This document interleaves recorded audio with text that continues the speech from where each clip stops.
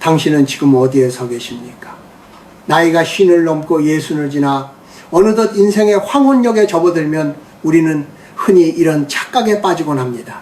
내가 살아온 세월만큼 내 목소리에도 권위가 실려야 한다고, 내가 겪은 그 수많은 풍파가 젊은이들에게는 정답이 되어야 한다고 말입니다. 하지만 제가 죽음의 문턱에서 배운 가장 아픈 진실은 이것입니다. 우리가 그토록 애지중지하며 지켜온 경험이라는 자산이 때로는 젊은 세대와 우리 사이를 가로막는 가장 높은 벽이 된다는 사실이지요. 내가 예전엔 말이야, 요즘 애들은 도무지 이해할 수가 없어, 이런 말들이 입술 끝에 걸릴 때마다 당신은 스스로를 고립의 감옥으로 밀어넣고 있는 것입니다.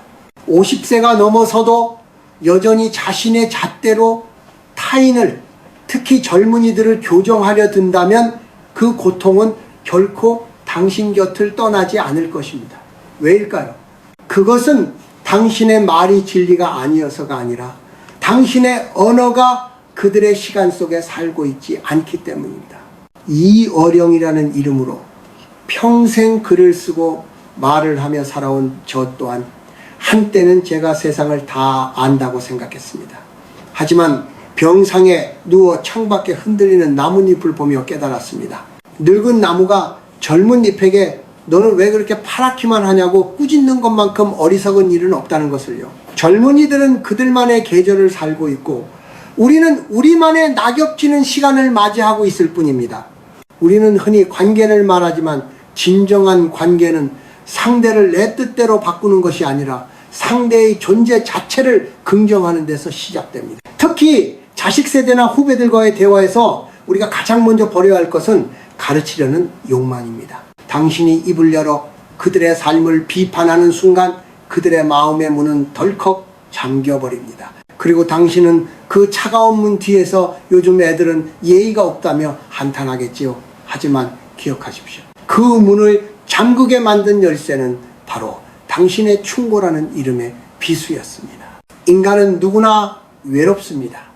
하지만 나이가 들어서 겪는 외로움은 젊은 날의 그것과는 결집이 다릅니다. 그것은 세상으로부터 잊히는 두려움이자 내가 더 이상 쓸모 없을지도 모른다는 존재론적 불안입니다. 그 불안을 감추기 위해 우리는 자꾸만 말을 보태고 목소리를 높이며 상대를 가르치려 듭니다. 자신의 존재감을 확인받고 싶은 것이지요.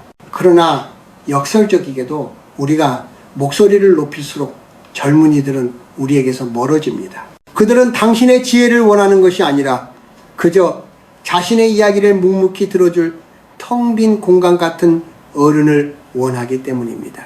한국 사회에서 나이 덤이란 무엇입니까? 그것은 꼰대가 되지 않기 위해 끊임없이 자신을 검열해야 하는 고단한 과정이기도 합니다. 하지만 저는 이것을 고단함이 아니라 비움의 미학이라고 부르고 싶습니다. 내 안에 가득 차 있는 고정관념, 성공의 공식, 도덕적 잣대를 비워내야만 비로소 젊은 세대의 새로운 가치관이 들어올 자리가 생깁니다. 당신이 만약 50대 이후의 삶을 평온하게 보내고 싶다면 가장 먼저 내가 맞다는 확신부터 의심해 보십시오. 당신이 살아온 시대는 땀방울의 가치가 보상받던 시대였을지 모르지만 지금은 보이지 않는 데이터와 알고리즘이 세상을 지배하는 시대입니다. 사냥꾼의 시대에 살았던 노인이 농경시대의 청년에게 화살 쏘는 법만 강요한다면 그 청년은 어떻게 굶주림을 면하겠습니까? 젊은이들과의 대화에서 당신이 느껴야 할 것은 분노나 답답함이 아니라 호기심이어야 합니다. 아, 저 아이들은 저런 눈으로 세상을 보는구나. 내가 모르는 저들만의 슬픔이 있겠구나 하고 말입니다. 그럴 때 비로소 대화는 잔소리가 아닌 공명이 됩니다. 사랑하는 동행자 여러분, 이제는 말을 아껴야 할 시간입니다. 우리가 침묵할 때 비로소 아이들의 숨소리가 들리고 그들의 눈물이 보입니다. 당신의 지혜를 증명하려 애쓰지 마십시오. 당신이 품은 그 고요한 깊이 자체가 이미 가장 큰 가르침이니까요. 이제부터 제가 말씀드릴 3가지 금기 사항은 당신을 무시하는 젊은이들로부터 당신의 품격을 지키고 스스로를 외로움의 구렁텅이에서 건져 올리는 구명줄이 될 것입니다. 우리는 이제 강물이 바다에 이르듯 넓고 깊어질 준비를 해야 합니다. 거친 물살을 이기려 하지 말고 그저 흐름에 몸을 맡기며 깊은 바다로 나아갑시다. 그곳에는 쟁취해야 할 승리도 교정해야 할 오답도 없습니다. 오직 서로의 존재를 비추는 잔잔한 윤슬만이 가득할 뿐입니다. 우리가 젊은 세대와 마주 앉았을 때 가장 먼저 입 밖으로 튀어나오는 말은 무엇입니까? 아마도 요즘 일은 할만하니? 돈은 좀 모았니? 내 때는 말이야 잠자는 시간 아껴가며 일해서 집 한 칸 마련했는데와 같은 걱정 섞인 참견일 것입니다.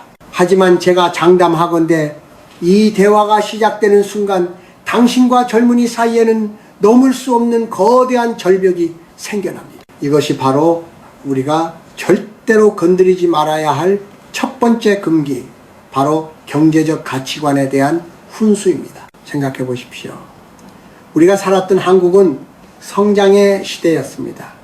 땀을 흘린 만큼 보상이 주어졌고 오늘보다 내일이 더 나을 것이라는 확신이 있었지요.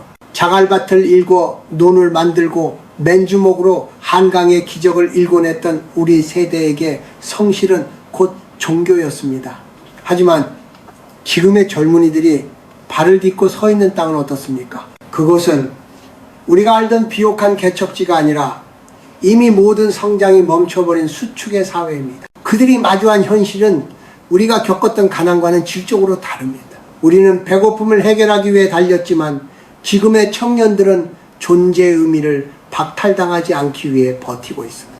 우리가 100m를 달릴 때 그들은 100m를 달려도 제자리 걸음인 기분을 느낍니다. 그런데 그들에게 대고 노력이 부족하다거나 눈높이를 낮추라고 말하는 것이 얼마나 잔인한 일인지 우리는 알아야 합니다. 그것은 마치 사막에서 길을 잃은 사람에게 왜 물을 아껴 쓰지 않느냐고 다그치는 것과 같습니다. 돈에 대한 감각도 마찬가지입니다. 우리에게 돈은 생존이자 가족의 안녕이었기에 아끼고 저축하는 것이 미덕이었습니다. 그러나 지금의 세대에게 돈은 경험이자 현재의 행복을 위한 도구입니다. 그들이 수천만 원을 들여 여행을 가거나 비싼 취미에 몰두하는 것을 보고 미래를 생각하지 않는다며 혀를 차지 마십시오. 그들에게는 우리가 믿었던 내 집 마련의 꿈이 이미 이룰 수 없는 신화가 되어버렸기 때문입니다. 내일의 큰 행복보다 오늘 손에 쿰 수 있는 작은 기쁨을 선택하는 그들의 방식은 절망 속에서 찾아낸 나름의 생존 전략입니다. 이 사실을 인정하지 않고 당신의 옛 성공 공식을 들이미는 순간 당신은 존경받는 어른에서 말이 통하지 않는 구세대로 전락합니다. 당신의 경험은 소중하지만 그것은 유통기한이 지난 지도와 같습니다. 지형이 완전히 바뀐 땅 위에서 옛날 지도를 들고 길을 가르쳐 주겠다고 나서는 노인을 어느 청년이 반가워하겠습니까? 여기서 우리가 가져야 할 마음가짐은 연민과 관조입니다. 그들이 투자를 하든 가상화폐에 매달리든 혹은 적은 월급에 만족하며 소박하게 살든 그저 지켜봐 주십시오. 그래, 참 애쓰고 있구나. 내가 살던 때보다 훨씬 힘든 세상을 너희가 참 용감하게도 버티고 있구나라는 마음으로 바라보는 것, 그것이 50대 이후 우리가 가져야 할 가장 품격 있는 태도입니다. 업보라는 것은 멀리 있지 않습니다. 나의 잣대로 타인의 삶을 재단하고 비난하는 순간 그 부정적인 에너지는 고스란히 나에게 돌아와 고립과 외로움이라는 벌을 내립니다. 젊은 세대가 당신을 멀리합니까? 그렇다면 당신이 그들에게 정답이라는 이름의 폭력을 휘두르지는 않았는지 돌아보아야 합니다. 돈보다 귀한 것은 사람의 마음이고 그 마음을 얻는 유일한 방법은 나의 오름을 내려놓는 것입니다. 그들이 돈을 어떻게 쓰는지 어떻게 버는지에 대해 입을 닫으십시오. 대신 그들의 지친 어깨를 보며 묵묵히 따뜻한 밥 한 끼를 차려주는 어른이 되십시오. 힘들지? 라는 한마디면 충분합니다. 그 이상의 논리는 그들에게는 소음일 뿐입니다. 우리가 죽을 때 가져갈 수 있는 것은 통장의 잔고도 내가 맞았다는 자부심도 아닙니다. 오직 내가 사랑하는 사람들과 나누었던 따뜻한 눈빛과 평온한 대화뿐입니다. 첫 번째, 금기를 지키는 것, 그것은 타인을 위한 배려이기도 하지만 무엇보다 당신 자신의 노후를 비참하지 않게 지키는 지혜임을 명심하십시오. 인생의 계절이 깊어갈수록 우리 가슴 속에는 말하지 않아도 차오르는 질문들이 있습니다. 명절날 모인 조카에게 혹은 오랜만에 마주 앉은 자식에게 우리는 습관처럼 묻곤 하지요. 만나는 사람은 있니? 결혼은 언제 할 거니? 더 늦기 전에 아이를 가져야지. 우리는 이것이 사랑이고 관심이라 믿습니다. 우리가 살아온 삶의 궤적에서 가정을 이루고 대를 잇는 것은 인간으로서 마땅히 걸어가야 할 도리이자 노후의 가장 든든한 보험이었으니까요. 하지만 제가 단언컨대 이것이 바로 젊은 세대의 마음을 가장 날카롭게 베어내는 칼날이자 우리가 절대로 건드리지 말아야 할 두 번째 금기입니다. 여러분, 행복이라는 단어를 가만히 들여다보십시오. 우리 세대에게 행복은 평범함의 성취였습니다. 남들처럼 결혼하고 남들처럼 아이 낳고 남들처럼 집을 늘려가는 그 평범한 궤도에 올라타는 것이 곧 안녕이었습니다. 하지만 지금의 젊은이들에게 행복은 나다움의 보존입니다. 그들에게 결혼은 필수가 아닌 선택이 되었고 출산은 축복이 전에 감당해야 할 거대한 책임이자 희생이 되었습니다. 우리가 살던 시대는 공동체의 시대였습니다. 나 하나 희생해서 가족이 살고 가문이 일어선다면 그것을 숙명으로 받아들였습니다. 하지만 지금은 개별자의 시대입니다. 한 명의 영혼이 온전하게 자신의 삶을 향유하는 것이 무엇보다 소중한 가치가 되었습니다. 그런데 우리가 대고 이기적이다라고 말하거나 나중에 늙어서 후회한다고 겁을 주는 것은 그들의 영혼이 선택한 고유한 삶의 방식을 모욕하는 일입니다. 영성적인 관점에서 보자면 모든 영혼은 저마다의 숙제를 안고 이 땅에 내려옵니다. 어떤 영혼은 부모가 되어 무조건적인 사랑을 배우러 오기도 하지만 어떤 영혼은 홀로 서서 고독의 깊이를 탐구하거나 예술적 성취를 통해 세상을 밝히러 오기도 합니다. 그런데 우리가 왜 너는 남들처럼 살지 않느냐고 다그치는 것은 하늘이 부여한 그들의 사명을 가로막는 오만일 뿐입니다. 한국 사회 부모들은 자식을 자신의 분신으로 여기는 경향이 강합니다. 그래서 자식의 미혼이 나의 실패처럼 느껴지고 자식의 무자녀가 나의 수치처럼 느껴지기도 합니다. 하지만 이제는 그 지독한 연결의 끈을 놓아야 할 때입니다. 자식은 당신의 꿈을 대신 이뤄주는 대리인이 아닙니다. 그들은 당신을 통해 이 세상에 왔을 뿐 당신과는 전혀 다른 우주를 품고 있는 타인입니다. 너를 위해서 하는 말이다라는 핑계 뒤에 숨지 마십시오. 사실은 당신이 불안한 것 아닙니까? 남들 눈에 비춰질 당신의 체면이 걱정되는 것 아닙니까? 혹은 당신이 겪었던 그 익숙한 삶의 방식만이 정답이라고 믿는 그 고집 때문은 아닙니까? 우리가 젊은이들의 결혼과 출산 문제에 개입하려 들수록 그들은 당신을 피하게 될 것입니다.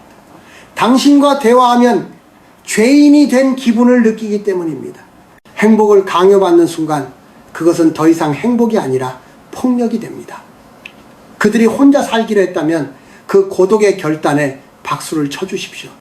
그들이 아이 없이 살기로 했다면 그 자유로운 영혼의 무게를 존중해 주십시오. 노년에 우리가 누려야 할 가장 큰 덕목은 너그러운 방관입니다. 냇물이 굽이쳐 흐르든 폭포가 되어 떨어지든 그저 먼 발치에서 참 맑게 흐르는구나 하고 바라봐 주는 마음입니다. 억지로 물길을 돌리려 삽을 들지 마십시오.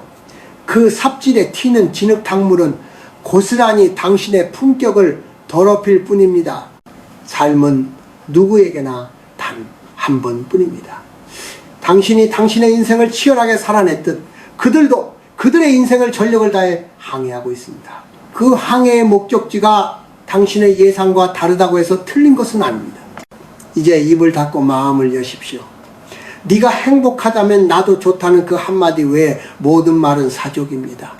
젊은이들이 당신의 곁으로 다시 다가오게 만들고 싶다면 그들의 침대 머리맡에 놓인 그들만의 행복을 조용히 인정해 주십시오. 그것이 50대 이후 우리가 진정으로 어른다운 어른이 되는 길입니다. 나이가 들면 우리는 어느덧 도덕의 수호자가 된 듯한 착각에 빠집니다. 젊은이들의 옷차림, 말투, 어른을 대하는 태도, 심지어 그들이 스마트폰을 들여다보는 시간까지도 우리의 눈에는 못마땅한 교정 대상으로 보이기 쉽지요. 요즘 애들은 버릇이 없어 우리 때는 상상도 못할 일이야 라는 말이 입버릇처럼 나온다면 당신은 지금 젊은 세대와 영원히 이별하는 급행열차에 올라탄 것입니다. 이것이 바로 우리가 절대로 범해서는 안 될 세 번째 금기, 삶의 태도와 도덕적 잣대에 대한 훈계입니다. 여러분, 우리가 믿고 있는 예의와 도덕이라는 것이 과연 변하지 않는 절대 진리일까요? 그렇지 않습니다. 도덕은 시대라는 그릇에 담긴 물과 같아서 그릇의 모양에 따라 늘 변하기 마련입니다. 우리 세대에게 예의가 윗사람에 대한 무조건적인 순종이었다면 지금 세대에게 예의는 서로의 사생활과 경계를 침범하지 않는 존중입니다. 우리가 보기엔 차갑고 개인주의적으로 보일지 모르지만 그들은 그들 나름의 방식으로 타인을 배려하고 있는 것입니다. 한국 사회의 어른들은 흔히 유교적 권위라는 낡은 옷을 벗지 못합니다. 나이가 계급장인 줄 알고 처음 보는 젊은이에게 말을 놓거나 무례한 질문을 던지면서도 그것을 친근함이나 인생 선배의 관심으로 포장하곤 하지요. 하지만 기억하십시오. 존경은 나이로 사는 것이 아니라 인품으로 얻는 것입니다. 당신이 젊은이의 사소한 태도를 지적하는 순간 당신의 품격은 땅으로 떨어집니다. 어른 대접을 받고 싶다면 어른다움을 먼저 증명하라는 것이 요즘 세대의 냉정한 그러나 합리적인 요구입니다. 제가 평생을 공부하며 깨달은 사실 하나는 누군가를 가르치려 드는 행위 자체가 사실은 지배 욕구의 발현이라는 점입니다. 너 잘되라고 하는 소리다라는 말은 얼마나 오만한가요? 그 속에는 나는 너보다 우월하고 나는 정답을 알고 있다는 위험한 선민의식이 깔려 있습니다. 하지만 진정한 어른은 가르치는 사람이 아니라 보여주는 사람이에요. 당신이 평온하고 지혜로우며 타인을 존중하는 삶을 몸소 보여준다면 젊은이들은 시키지 않아도 당신의 곁으로 모여들 것입니다. 향기로운 꽃에 나비가 모여드는 것과 같은 이치입니다. 또한 젊은이들의 소통 방식을 비난하지 마십시오. 그들이 밥상머리에서 스마트폰을 본다고 해서 혹은 줄임말을 쓴다고 해서 그들의 영혼이 타락한 것은 아닙니다. 그것은 단지 그들이 선택한 시대의 도구일 뿐입니다. 우리가 붓 대신 만년필을 잡았을 때 우리 윗세대가 혀를 찾던 것과 무엇이 다르겠습니까? 겉모습과 형식에 집착하는 노인일수록 내면은 텅 비어있는 경우가 많습니다. 본질은 말투가 아니라 그 속에 담긴 진심이며 복장이 아니라 그 사람이 세상을 대하는 정직함입니다. 만약 당신이 젊은이에게 무시당했다는 기분이 든다면 화를 내기 전에 먼저 자신을 비춰보십시오. 혹시 당신이 그들의 영역을 함부로 침범하지는 않았는지 당신의 경험을 절대적인 진리인 양 강요하며 그들의 자존감을 짓밟지는 않았는지 말입니다. 상처 입은 조개는 입을 닫아버리고 젊은이들이 당신 앞에서 입을 다문다면 그것은 당신이 그들에게 상처를 주었다는 신호입니다. 인생의 후반전에서 가장 추한 모습은 고집불통의 노인입니다. 자신의 도덕적 잣대로 세상을 난도질하며 사사건건 시비를 거는 사람은 주변의 모든 에너지를 갉아먹는 감정의 블랙홀이 됩니다. 반면 가장 아름다운 어른은 모르는 것을 모른다고 인정하는 어른입니다. 젊은 세대의 문화를 이해하려 노력하고 아 그런 생각도 있구나. 내가 하나 배웠다라고 말할 수 있는 유연함이야말로 세월이 줄 수 있는 최고의 선물입니다. 이제 훈계를 멈추고 관찰자가 되십시오. 당신의 잣대를 꺾고 그들의 눈높이에서 세상을 바라보십시오. 도덕이라는 이름으로 휘두르던 회초리를 내려놓고 그들의 서툰 발걸음을 묵묵히 응원해 주십시오. 당신이 그들을 존중할 때 비로소 그들도 당신의 주름진 얼굴 뒤에 숨겨진 삶의 깊이를 존중하기 시작할 것입니다. 그것이 바로 외롭지 않은 노후, 품격 있는 황혼을 만드는 비결입니다. 이제 긴 이야기를 마무리할 시간이 되었습니다. 우리는 돈, 결혼, 그리고 삶의 태도라는 세 가지 금기에 대해 이야기했습니다. 이 금기들을 지키는 것은 결코 젊은이들에게 굴복하는 것이 아닙니다. 오히려 그것은 나이가 들수록 추해지지 않고 내면의 기품을 지키며 살아가기 위한 우리 자신과의 약속입니다. 인생의 마지막 계절인 겨울을 맞이하며 우리는 어떻게 하면 찬바람 속에서도 고고하게 피어나는 매와 같은 어른이 될 수 있을까요? 그 답은 비움에 있습니다. 손에 쥔 것을 놓지 않으면 새로운 것을 잡을 수 없듯이 과거의 영광과 고집을 내려놓지 않으면 현재의 평온을 얻을 수 없습니다. 50세 이후의 삶은 무언가를 더 채워넣는 시간이 아니라 불필요한 것들을 하나둘 덜어내는 시간입니다. 먼저 여러분의 언어에서 도끼를 빼십시오. 우리가 무심코 던지는 훈계와 지적은 사실 우리 안에 불안해서 기인합니다. 내가 잊힐까봐, 내 가치가 사라질까봐 목소리를 높이는 것이죠. 하지만 진정한 권위는 침묵 속에서 나옵니다. 젊은이들이 실수를 하더라도 그저 빙그레 웃으며 지켜봐 주십시오. 나도 저런 시절이 있었지라는 마음으로 그들의 서툰 발걸음을 긍정해 주는 것. 그것이 바로 세상을 품는 어른의 도량입니다. 또한 대접받으려는 마음을 버리십시오. 내가 이만큼 살았으니 존중받아야 한다는 생각, 내가 이만큼 베풀었으니 보답을 받아야 한다는 기대를 버릴 때 비로소 자유가 찾아옵니다. 기대가 없으면 실망도 없고 실망이 없으면 노여움도 없습니다. 누군가 나를 무시하는 듯한 태도를 보인다면 그것은 그 사람의 그런 문제일 뿐 당신의 가치가 훼손되는 것이 아닙니다.